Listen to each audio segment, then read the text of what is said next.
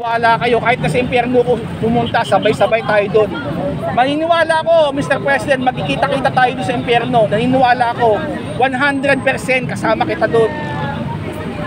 Ang sama-sama nyo eh. Pinaglolok nyo yung mga tao eh. Pati yung matatalino dati na bobo. Sa totoo lang, marami kong kilala na kapag-aaral, matatalino na bobo. Dahil lang sa pagsunod sa lintak na adik na yan. Dati, ang mahihirap pag-aadik, pupuntahan sa bahay. Diba? Kukunin ka agad. Ngayon sinasabi na mismo na yung nagpapatakbong leader sa bansa, adik. Wala magawa yung PIDEA, wala magawa yung PNP. Wala, tameme. Diyos Mariosep. Alam nyo, PNP, ang Forces of the Philippines, lahat, Marines, Navy, yung taong bayan po, umaasa na magiging kakampi namin kayo. Please lang. Kung meron pa pong natitirang puso sa inyo, nagmamakaawa kami. Mag-isip-isip po kayo. Hindi, imposibleng wala kayong alam sa nangyayari.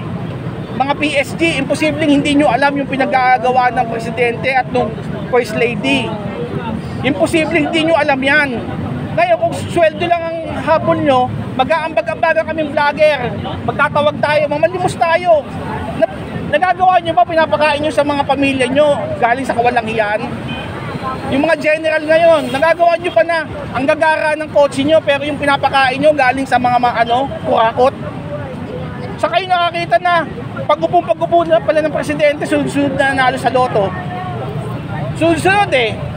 Dati hindi po nangyayari yan. Ngayon lang. Kung babaybayin yung history ng Pilipinas, walang nangyayaring sunod-sunod ang tumatama sa loto, ngayon lang. Saan ako naaawa sa mga simpleng sidecar driver, nakikita ko hihinto pa para tapos hindi nila alam yung jackpot na naiipon, sila lang kumukuha. Kawawa po yung bansa, sa totoo lang, kawawa. Kaya kung hindi kayo niniwala sa amin, di sige, suportahan yung adik na yan, nasa nyo yan. Dati yung mga matatalino, pagka-adik, ang galing mag-comment.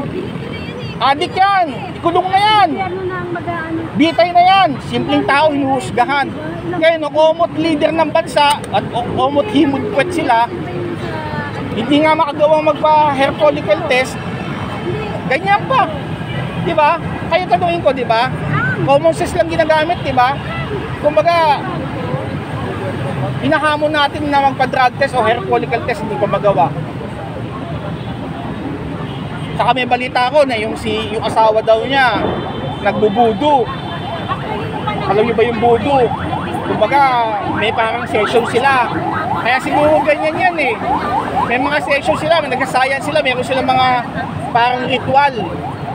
Eh demonya po talaga. First Lady, demonya ka pala eh. Lahat ng mga kinukuha mo mangkukulam, pakulam mo ako. Sige nga, hinahamon kita.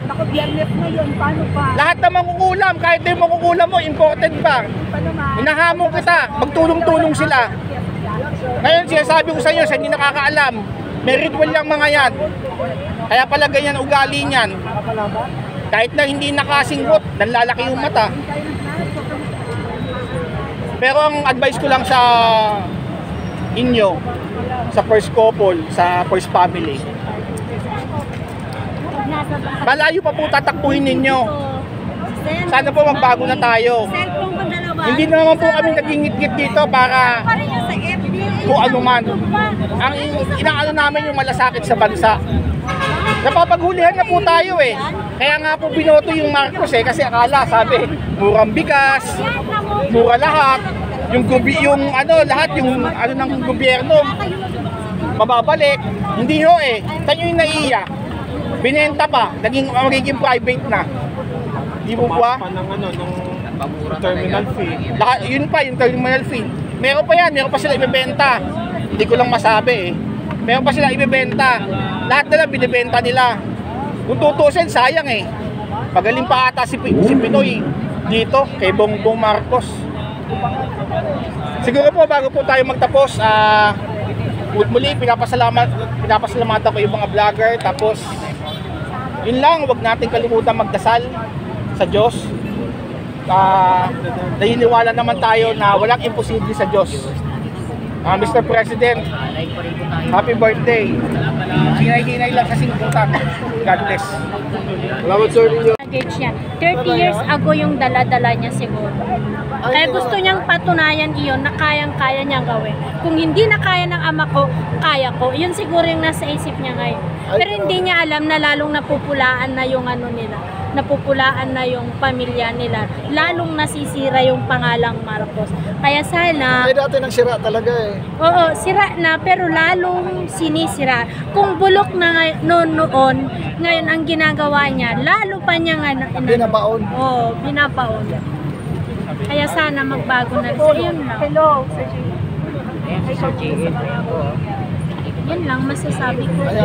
Birthday greetings kay President. Ha? Birthday greetings. Birthday greetings. Damihan mong suminghot nang matapos ng lahat para maubos ng problema ng Pilipinas. Baka